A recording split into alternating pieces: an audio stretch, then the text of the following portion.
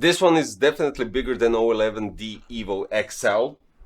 I don't know about the space because it's not that wide, but the height is there. This is Jonsbo D500 EATX full tower case that has loads of stuff going on in here. We have so much to cover in this video, and I think you're gonna love this case. It does resemble to the Cooler Master SL600M, but I'm just giving you some ideas and not comparing now exactly.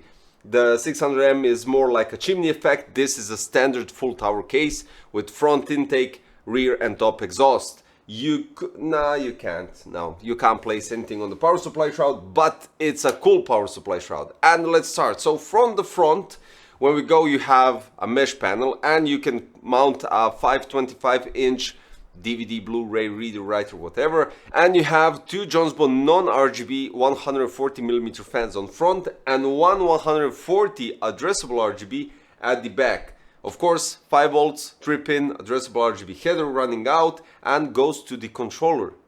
That's cool. On top you have some sort of addressable RGB line that can be also daisy chained. Well, not daisy chained. It's already pre-connected to the controller at the back.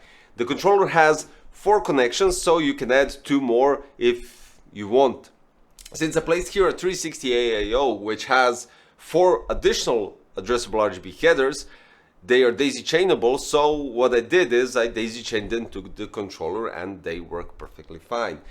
Regardless to that, since we're talking about addressable RGB, the power supply shroud is something completely different that we're used to. So it has a nice RGB strip right here. It's nice, it's subtle, and if you go with a static color and not some RGB madness, it can look quite nice and clean. All in all, if you take into consideration the entire case, it has holes everywhere, openings, not holes, openings. The cool thing is that when you open the side tempered glass, which is quite nicely designed and is a bit darker tinted than you're used, and it has 2 hinges, so you could actually open it like a door and you can pop it out just by raising it up. Then we have this pole right here, which kind of does look nice, covers the whole front part right here. And what does it give you? It hides the hard drives. Why? Because with this case you get loads of additional hard drive bays. The original that comes in this case are 2 3.5-inch, which are located right here in the bottom, right in front of the power supply shroud. And the power supply shroud is actually quite spacious because I placed a 160mm power supply and I managed to hide all the cables, plus the extenders are running through the case, so there's loads of space here because it's not wide as O11D Evo XL, as I mentioned at the beginning of the video, but it does have some wideness to it and you have enough space in that part. We have openings here at the bottom, we have openings here at the top, quite nice silver black design, which looks outstanding. Now the front panel is easily removable. You just have 2 clicks and the front panel pops out, and then you have a certain clip that removes the dust filter. On top you have also 1 click, you remove the top part, then you have 2 thumb screws at the back and you push out the whole panel running through the whole part, and you get access to mount the 360, 280 or 240 radiator.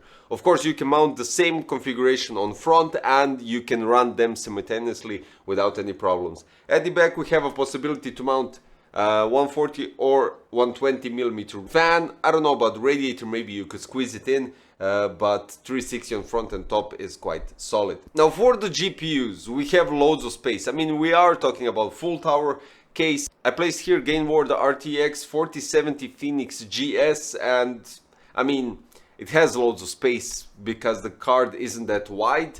But regardless to that, if we went with a wider graphic card like 4070 Ti, 4080, 4090, you'll still have enough space for the 12V HPWR. You'll still have space in front because right here I think we have 10 to 15 centimeters from this GPU to the front fans, and that's outstanding.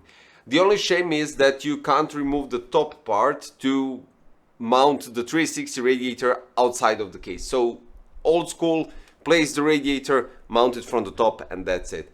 But it's really not big of a deal. The cool thing about it is that you can remove the plastic covers on the side, but here is the catch. When you remove them, you can mount fans, radiators, or whatever you wish up to 360, but one thing, the backside panel doesn't have an opening, it doesn't have meshed perforated steel, and there won't be any airflow. So I think that should be used for, let's say, some sort of a mounting possibilities for the pump, or if you go with custom liquid cooling, or for the hard drive cages that I mentioned. So it's more like you have loads of space for radiators, use this for something else. I think that's that. Now let's continue on the back side. The back side is quite interesting as well, because we have three 2.5-inch brackets for the SSD mounting. You actually slide in the power supply from the back side, and you don't have to push it on the side, which is quite cool. And the one thing that is missing, for me at least personally, is at least one hole on the power supply shroud, so you can reroute the, let's say, HD audio cable. Otherwise you have to reroute it from the hole running where the cable for the GPU is. That's the only downside. Otherwise, on top you have loads of holes for your PWM, addressable RGB, EPS cables, and everything else. On the side we have, I think, three openings with rubber grommets for 24-pin, more addressable RGB headers, PWM, USB-C, USB 3.0, whatever you want to go. At the back we have loads of space for cable management and Velcro ties to tie up the cables quite nicely, so you don't have to worry about that. And the backside panel is removable with 2 thumb screws to get access to it. Whole design is, for me personally, outstanding, because I love this slick, minimalistic yet really effective design when we're talking about visual aspect. This can be definitely an insane custom loop build, without a doubt, but also it can be a storage solution, because you can place and mount loads of hard drives. If we take into consideration that you have 2 here, you can mount 2, 4, 6, 8. But then, if you mount those 8, you have to disregard the 360 on top, because the 8 hard drive bracket doesn't collides with the 360. So either then use 240 or 280. That's it. The front looks outstanding. I don't know if addressable RGB fans would look cool on front.